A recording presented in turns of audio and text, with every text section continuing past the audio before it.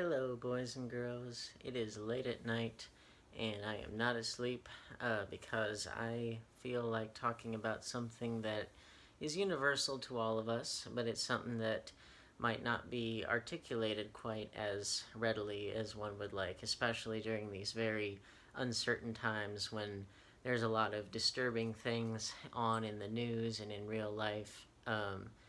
I thought it'd be good to talk about disturbing films, and specifically films that disturbed me for one reason or another. Now, there's no way to do an objective list of this kind of thing because what disturbs one person may not disturb another person. A good example is like American Psycho, where the reviews were rather polarized when the film came out. There were just as many people that, loved it and got the satire, and then just as many other people that thought that it was disturbing and that, it was a portrait of a serial killer in a way that they didn't really want to see because of it having a dark sense of humor and things like that. And then sometimes people can be disturbed by what went on during the making of the film, if not the film itself, like with Clown House. Or sometimes it can be, just lots and lots of sex and kind of degeneracy and violence, but especially the sex in something like Caligula. Or you get like your classical, just oh it grossed me out kind of disturbing, like with Necromantic 2 and the Human Centipede films. And some people, they even like to pay homage to films that disturb most people. Well, again, those are all fine and good, and those are all, perfectly valid. I'm just going off of what disturbed me because that's the only fair way to do this. Now, I mentioned those other ones because there are different categories of disturbing and different reasons why they might disturb a person. Um, and obviously, I'm just going off of what disturbs me, and I've tried to separate these out into some categories of what can constitute as disturbing, and I'll try to go in kind of ascending order of disturbing. And I'll, make sure to kind of specify what the category is and why it's on the list and all that. And this is all specifically geared towards me. It is not meant to be representative of everyone necessarily, although some films that disturbed you may be on here for one reason or another. And yeah, so I mean, it's important to think about these things, especially during uncertain times, because if you can get a handle on what disturbs you in the realm of fiction, then hopefully it can help you with real life too. That's how I've always looked at it. So I'm gonna start with something relatively mild because I actually only saw this film like that maybe earlier this year. It was relatively recently, but it was Fritz Lang's M, and I'm putting it kind of at the bottom of the list because it's not that disturbing. Because well, it's 1931. It's in black and white. It's in German with subtitles. It's not very explicit, but it is disturbing in a different way because it's the first film that really dealt with a serial killer and specifically a child killer. And, they do not shy away from exactly what he's doing, why he's doing what he does. And if anything, they go into pretty surprising depth for why he kills and how he doesn't want to kill, and it is something that he fights constantly. But then when he does kill, it's like the bad voices go away, only for them to later come back and tempt him to kill again. Um, and it talks about the kind of the mob mentality that can come when there's a killer on the loose and how people want to go out and catch the monster basically, but then there is a human inside of that monster somewhere, um, that is trying to kind of claw its way out, but can't quite do it. Um, but I think what makes this disturbing is the fact that it doesn't shy away from the psychology and the kind of deviancy of serial killers. It was way ahead of its time. It's not explicit, and yet it it gets more in depth than you might think, and also It has a great sense of atmosphere. There's quite a lot of language in it, like language that would not have flown in America at the time, or in most places at the time. Like they use a lot of profanity, which is all subtitled, of course, but it's there. And it's disturbing in that you don't expect a film from 1931 to be this just in depth with the topic of serial killers, which really was not talked about very much at the time. But definitely worth a watch. Very much a classic of cinema. Um, yeah, that one's kind of disturbing, just relative to what you expect from a film of that time. Um, so yeah, but it's still definitely worth it. And then jumping it way ahead to something relatively recent, we have some films that are, well, actually we got one that is disturbing in a different sense. Now, for some people, this film, it is disturbing pretty, throughout the film and in pretty much every way. I wouldn't, I kind of debate with myself whether or not I found it, disturbing or whatever. I think it is disturbing in the sense that it is kind of a life-changing movie, and it kind of forces you to rethink your notions of good and evil in society, and that's A Clockwork Orange. Um, Now, I don't think it is as disturbing as, at least not for me, as it might be for some other people, but it definitely is disturbing in the sense that it's thought-provoking. And oftentimes, provoking thought can, in and of itself, be disturbing, especially when we're in a society that tries so hard to suppress original thought, or to introduce conformity, or to not, finance a movie that might be controversial or might be disturbing or whatever. It's important to keep films that try to say something and say it very kind of aggressively. It's important to remember how important films like that are, and how we need more films like him, especially when it talks about, well, good and evil inside of a person, but also good and evil in society, and how the lines between those things are often very blurred. But also about free will and choice and media exploitation. There's all kinds of great stuff in every one of Kubrick's films, but especially A Clockwork Orange. Um, it's, objectively speaking, the violence in it is not anywhere near as explicit as like a slasher film or a gore film or anything, but it's nowhere near as disturbing.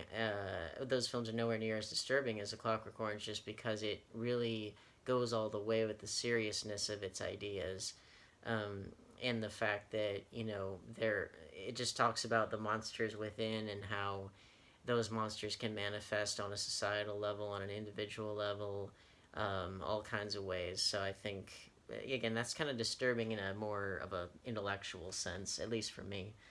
Um, Next one up, I've got a film that is disturbing in an interpersonal sense, more so in terms of like how we humans treat each other, and that is Creep, which unfortunately does not have a Blu-ray release. I wish it did. Probably in my opinion, I think the best found footage film ever made. Certainly my favorite.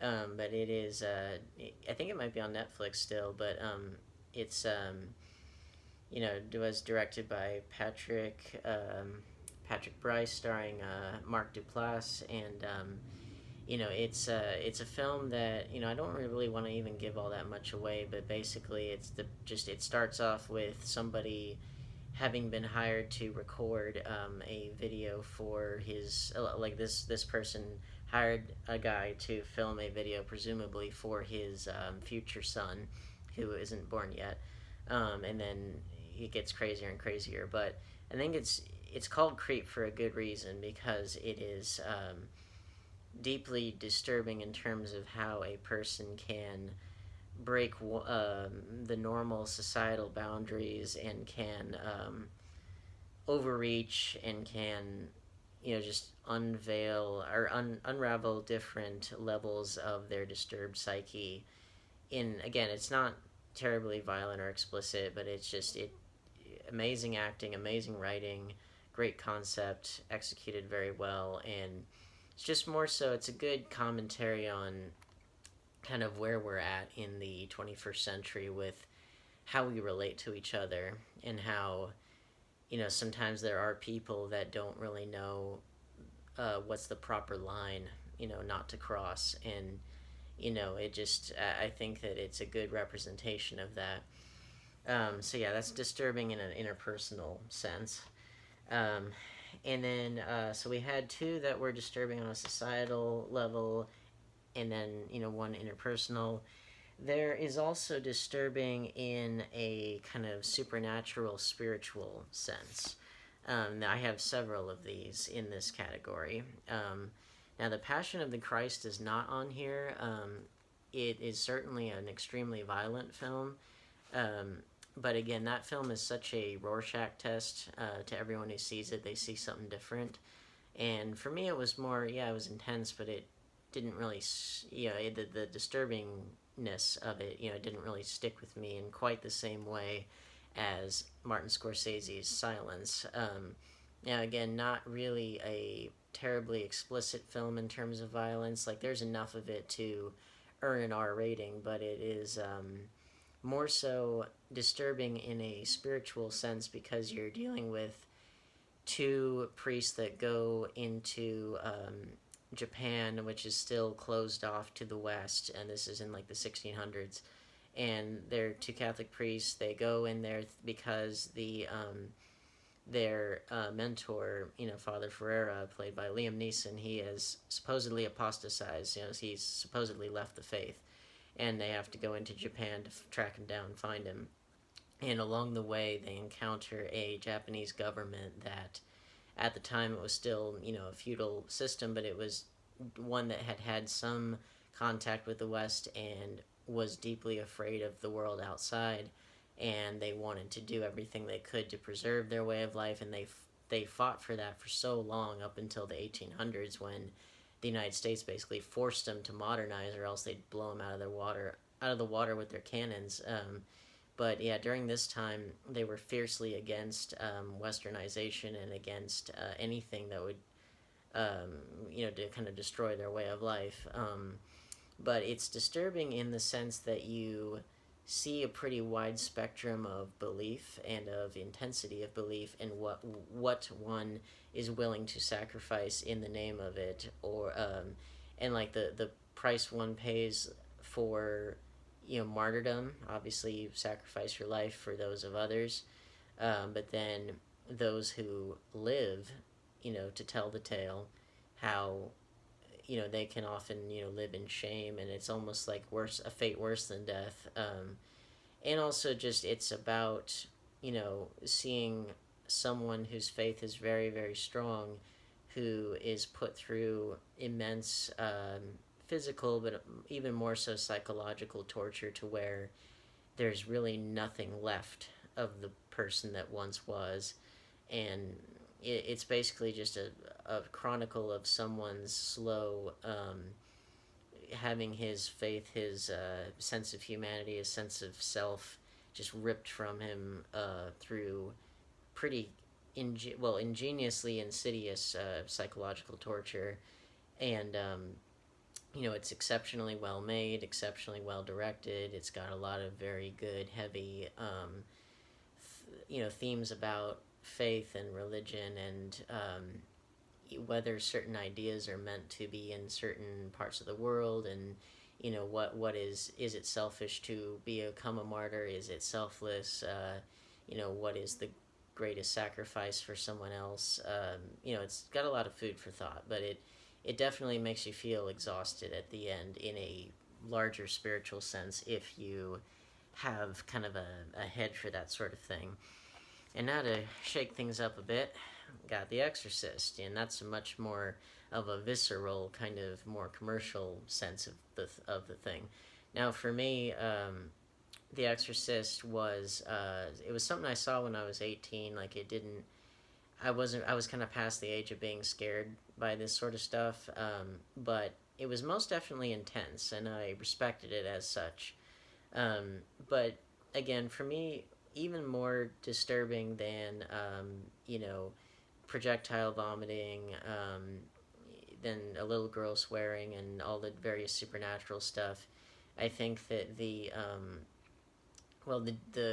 what I think the crux of The Exorcist as a story and as the idea behind it is even more so expressed in the director's cut, but it is more so about the lengths to which evil will go to corrupt that which is good and to pervert the morality of those that are around to witness it. And nowhere is that more clear than during the crucifix masturbation scene, which is still, it's up there with one of the most horrific pieces of footage ever shot for a film. And I'm rather shocked that a mainstream studio let them do that.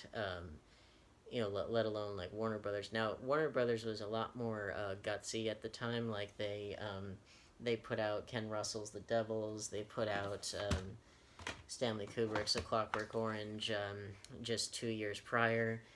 So in the 70s in general, they were a more ambitious, more risk-taking time.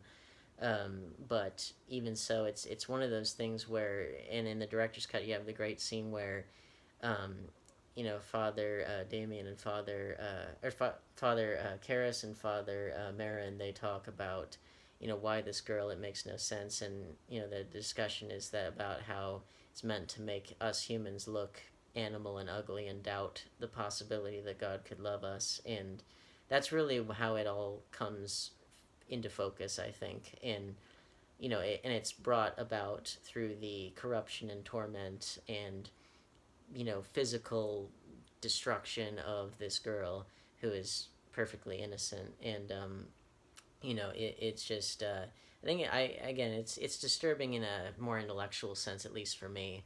For a lot of people it's disturbing in the more visceral sense, and that's why I bring it up. But I think that it's kind of, it goes along not too badly with something like Silence, in terms of like how much can one endure before one just loses all hope.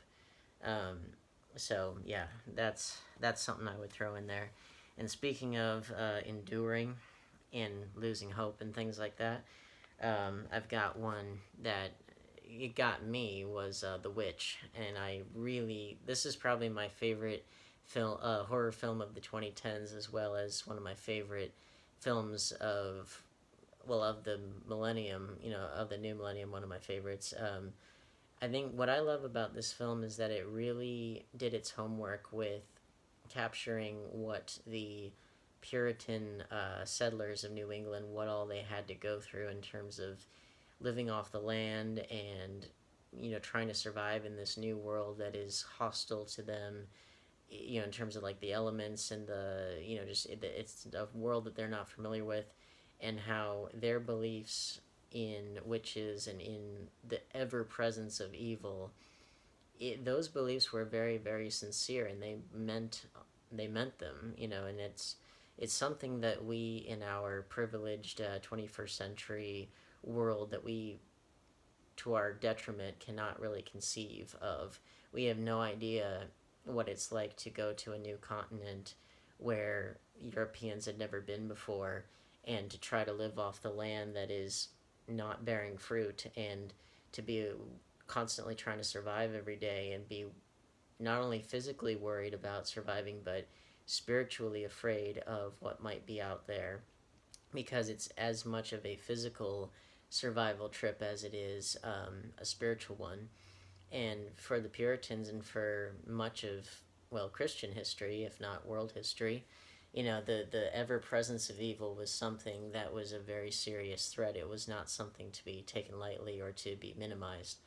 And again, we often do so today at our detriment. But it is something that I think it captures the harshness of their lifestyle very well, as well as the fact that while the real life Puritans, their beliefs manifested, unfortunately, in the form of hysteria and misogyny towards women who were accused of being witches and burned at the stake and blah blah blah. And again, look at something like the Scarlet Letter, as far as adultery and all that. This has a lot in common with the Scarlet Letter, same time period, same group of people. But it is disturbing in the sense that it really does put you in their mindset, and I think that it does justice to their mindset, and it does the opposite of something like what Family Guy does whenever Family Guy does a historical joke. Um, it always kind of has this really snide, privileged view of historical people and what they really thought and believed and what terrified them and what concerned them. It doesn't really try to put you in their mindset, which is the only really fair way to judge anything historical is you have to place yourself in the period as much as you can. This film definitely does that, and again, it's the spiritual conflict that manifests in the form of the physical, and is about the destruction of this family that they are largely ostracized by their peers, and yet they are trying to survive the best way that they know how, and the elements, the new world, it's not accommodating to them, and then on top of it there is the great spiritual existential threat of evil around every tree, every rock, everything. And I think this really puts you in that mindset. It's something that I think, again, a lot of people, they don't really think about today, and I think about it all the time. I think about kind of existential threats like that.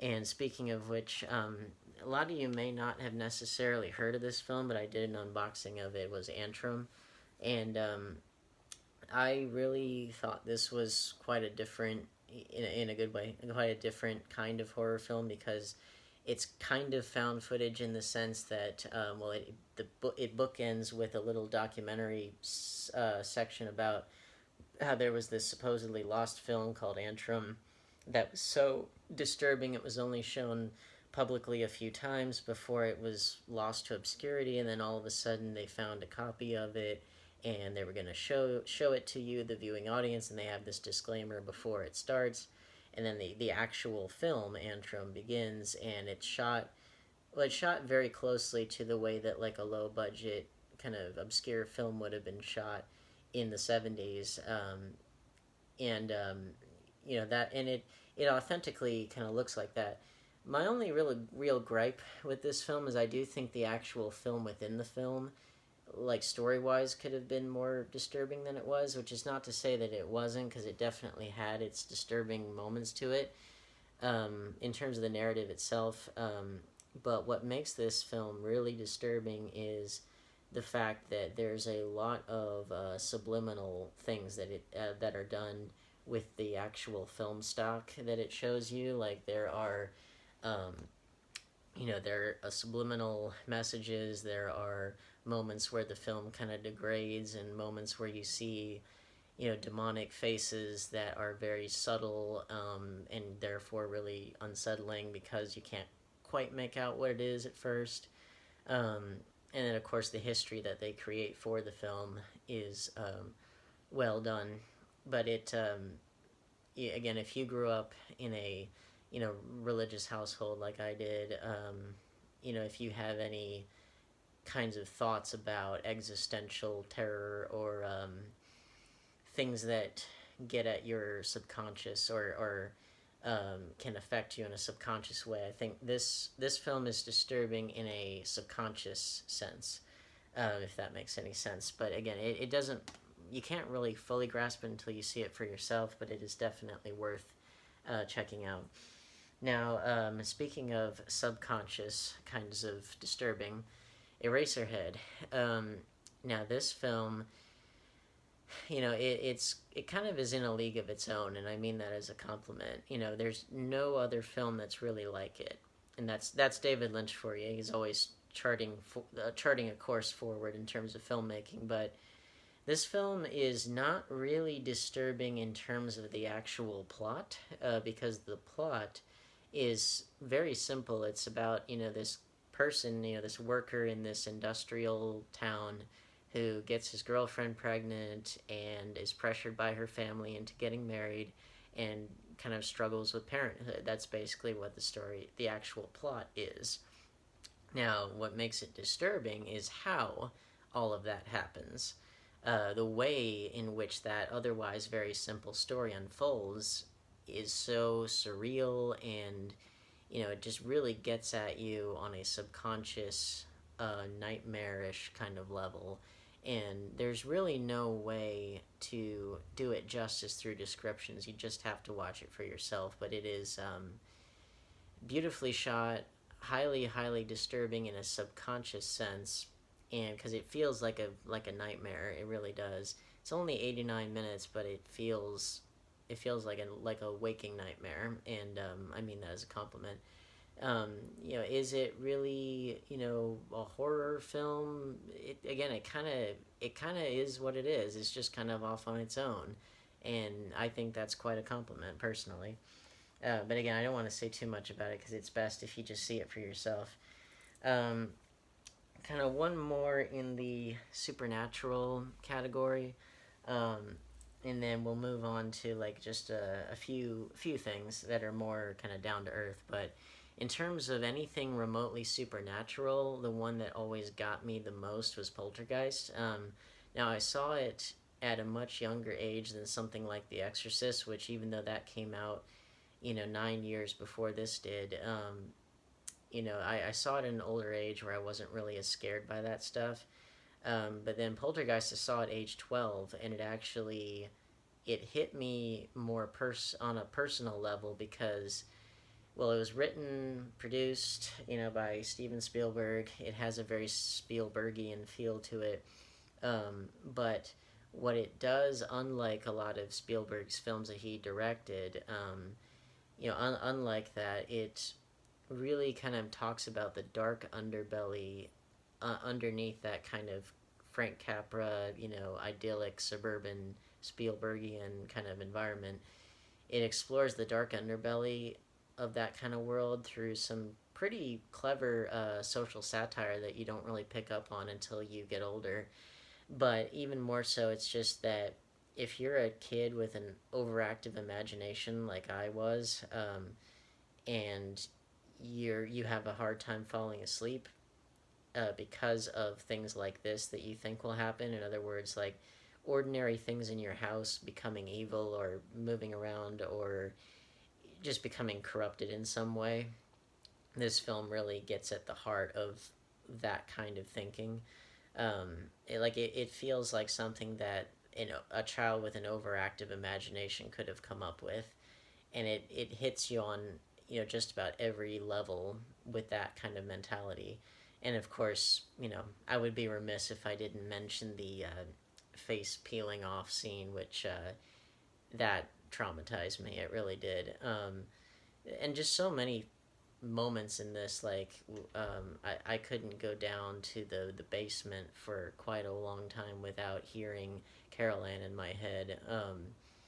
Yeah, it really got me, but I think it's because it is so kind of childlike in its perspective on the supernatural that and we're so used to it kind of feeling like a kind of Spielbergian, almost like a kid's movie gone really, really wrong. And the setup is so effective that when the bad stuff does start to happen, it hits even harder because of the kind of Spielbergian. It was shot in I think the same neighborhood as E.T. and at about the same time, and they came out 1 week apart. And so I kind of like to think that Elliot's down one side of the street, and then this family is on the other side of the street, and that neighborhood's it's got aliens, it's got ghosts, it's got all this stuff. It's stay away from that place. Rather unfortunate there. Now the last three here are more kind of down to earth, examples, not so supernatural. I'm gonna do this one, kind of get it out of the way, because I personally don't find this film that disturbing. But a lot of people do, and I would be kind of remiss if I didn't mention it. Was a Serbian film. This is the uncut DVD, and this was not cheap, but I'm glad to have it. Again, I'd be remiss if I didn't mention a Serbian film, just because it is highly disturbing for most people, and for good reason, because it's extremely violent, it's extremely perverse. It's about snuff films and pornography and just different things that a lot of people don't like to think about, up to and including child rape and things like that. Anything having to do with pedophilia, obviously, will touch a lot of raw nerves of people, and that's kind of why I bring it up, mostly because of the controversy that it caused, but also like I don't find it as disturbing as most people for a couple reasons. One, the violence that's in it is on par with like a lot of slasher films in terms of the nature of it. It is the fact that it's rooted in something that could conceivably happen. I think that's one of the reasons why it's more disturbing than a lot of slasher films. But the thing that I always come back to with this is that you kind of get the sense that the protagonist, like, yeah, he's trapped, but he still has the capacity to fight back in some way, and it's not obviously perfectly fighting back, and obviously if the end, it's not a perfect release or anything, but in other words, there's still this idea that he could conceivably have means of bettering his situation despite it being insurmountable odds, let's say. And then the actual newborn porn scene that everyone talks about, you don't really see anywhere near as much as people say. You hear things that a lot of the disturbing things are off camera, which makes it more disturbing because you think you've seen a lot more disturbing things than you really have. And I mean, that's good filmmaking. It's your brain fills in the gaps. And I obviously the idea of that is probably the most horrific thing you can think of. But again, keep in mind this is a fiction film, and it's about things that are tragically true and happen in this world. But I've always been of the mindset of get mad at the real monsters that do that kind of stuff in real life, like the Daisy's destruction, like Peter Scully, who did that. Get mad at those kinds of people, and don't reserve the outrage for the real people that do it, as opposed to a fictional representation of it that does have a point. It does have a social satirical message. Like it doesn't really translate to other countries as much, and that's another reason why a lot of people don't understand why the violence is happening, because they're not Serbian, and it's why I don't think it's quite as disturbing in the way that they necessarily intended it, because it is a commentary on Serbia itself, and obviously that won't translate to most people in the world unless you do your research first. But and just knowing that context, knowing what the intention was, I think that helps take some of the disturbingness away from it, or at least better contextualizes it. But I would be remiss if I didn't mention that. And then now we're coming on to probably the top two, so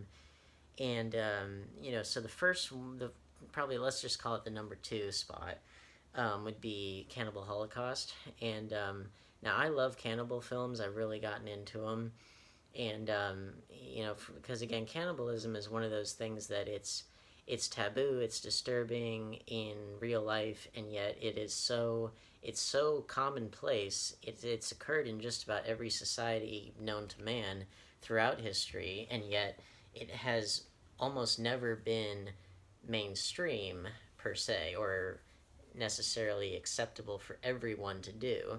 The closest would be like eating the heart of a conquered enemy, in certain cultures, and like the royalty would do that, so it's not necessarily something that everyone can do. But the thing with this film that makes it so disturbing to me is, well, it's the effects in the film are really top notch, and they rival much of what you would have seen even from Tom Savini at the time. They rival those, but also so it's shot. Much of it is shot like a documentary, so it has an urgency to it that a normal fiction film wouldn't necessarily. It's not all like that, but there's enough of it to kind of give it that feel. And it is because it pioneered the found footage genre, um, and it's something that the violence in it. What really gets this film on the list is because there's a lot of killing of innocent animals on screen that's shown in explicit detail, and there's no way that they could have possibly faked it. The animals are killed pretty sadistically, and the director even went on record saying that he regretted it was what was his name, Ruggero Deodato. I probably pronounced that wrong. But he even said later on that he regretted having killed all those animals. And I know that behind the scenes they were saying that he largely just didn't really care about safety to humans or animals. But because you see the killing of innocent animals so explicitly in such graphic detail, um, and it because of that it does, and because there's no way they could have faked it, it creates kind of a bridge in your mind to where when violence happens upon the humans, that you more willingly accept that it's real because you've seen something that could not have been faked at that time. Like if you tried to do that today, you would have to do like puppets or a dummy or do CGI or something, and even then you might not be able to get away with it, and you shouldn't be able to get away with doing it for real. And the film, before it even starts, it has a disclaimer saying that they don't condone what went on during this film, but they also want to show what really happened, because it's better than censoring it or telling a lie about it. The truth is always better than a more pleasant, euphemism of the truth, a more pleasant softening of it.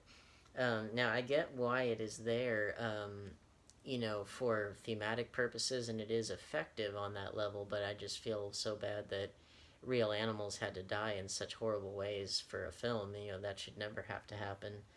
Um, but again, like thematically, it definitely works as far as showing what savagery civilized, quote unquote, civilized humans can inflict upon animals, and then what atrocities the Amazonian cannibals can inflict upon other humans, and vice versa. What the civilized people can do to the Amazonian tribes.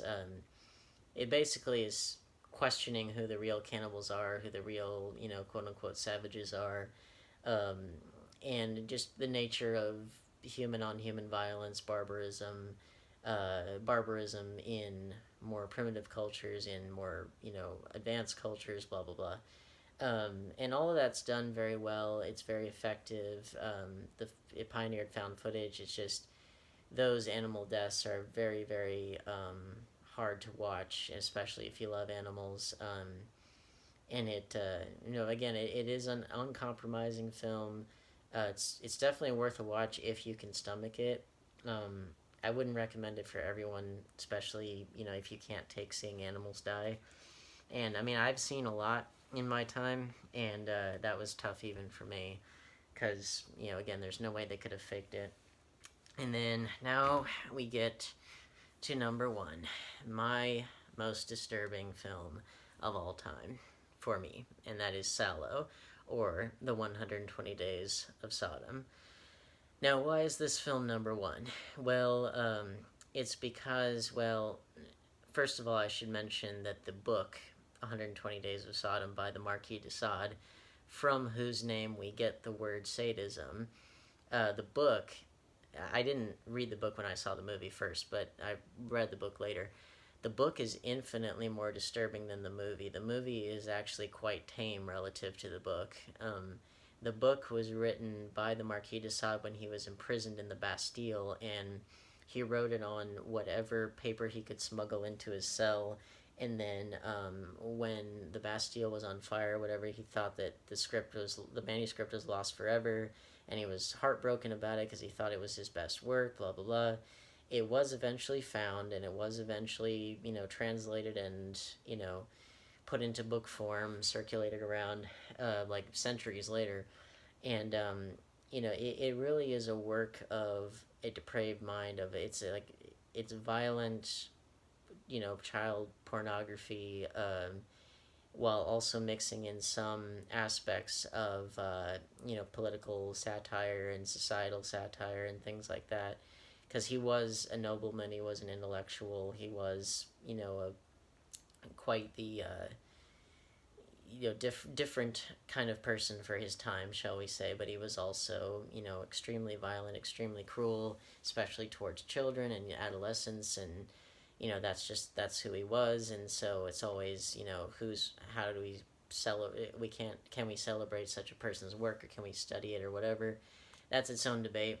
But then Pier Paolo Pasolini came along and adapted the book into and transplanted it into 1940s Italy, fascist Italy, and keeps the structure the same. He adapts mostly the beginning parts of the book just because only the beginning chunk of it is complete. Everything else, because he couldn't, the Marquis de Sade couldn't finish it the way he wanted, so the rest of the book, like at least the whole second half, is all bullet points basically. It's all an outline of what he wanted to write, so it's all kind of written in this summary format, and it's kind of repetitious, to be honest.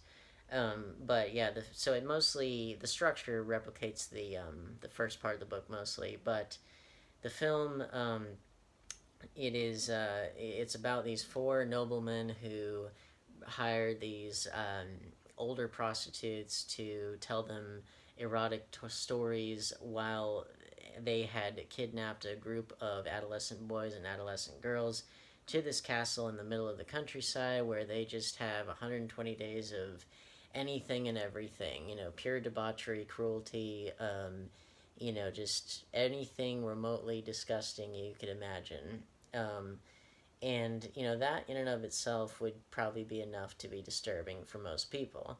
And, I wouldn't say that it wasn't disturbing for me, even having seen a lot of movies, but for me, the number one thing that makes it disturbing above all else is the fact that I've never seen a film do as good a job of creating a vision of hell on earth, of a world without hope, a world without any shred of thought of salvation of any kind, of a place where these young people, they get in, they're not going to get out, that there is no hope for humanity or mercy or anything, and they even make that explicit when they're reading the rules of how they're going to live their lives during those 120 days. And you just know there is no hope for these people at all, and you just watch their humanity just get taken away, while the rich, powerful class, while they get to discuss them as if they're just pawns in chess, much like authority figures do in real life, just not necessarily in that explicitly perverse of a way. But the societal commentary is definitely there, and unlike the book, which was most definitely written for the purposes of the Marquis de Sade's, just a window into what got him off, basically, and what excited him in all kinds of ways, because sex and violence was kind of one thing. But here, what makes this the movie's quite a bit tamer, in the sense that, well, it doesn't adapt everything, but also you get to see the suffering of the innocent adolescents, and you do sympathize with them. You're not invited to gloat, or you're not invited to get off on it yourself. You're observing the cruelty of humans to other humans, and the abuse of power, the abuse of abuse of power in the form of fascism, in terms of those rich and powerful being able to take advantage of anyone. All themes that have been universal throughout history and remain universal today, done in an extreme fashion, but at the same time, it is a beautifully shot film. Ennio Morricone does the theme, and it's beautifully shot, very very well acted, extremely well made. It's kind of an art house film on top of a kind of horror film, which again kind of exists in its own category. The political satire aspects are there, but again, unlike the book, you're not intended to view what you're seeing as a good or as a desirable thing. You're meant to sympathize with those who are being victimized, and and I think that's an important distinction. But it also just what got me was not necessarily any one specific act, but it was more so, well, not only all of them together, but it was the fact that you just know that there is no hope. I think it's the hopelessness, the creation of that hell on earth.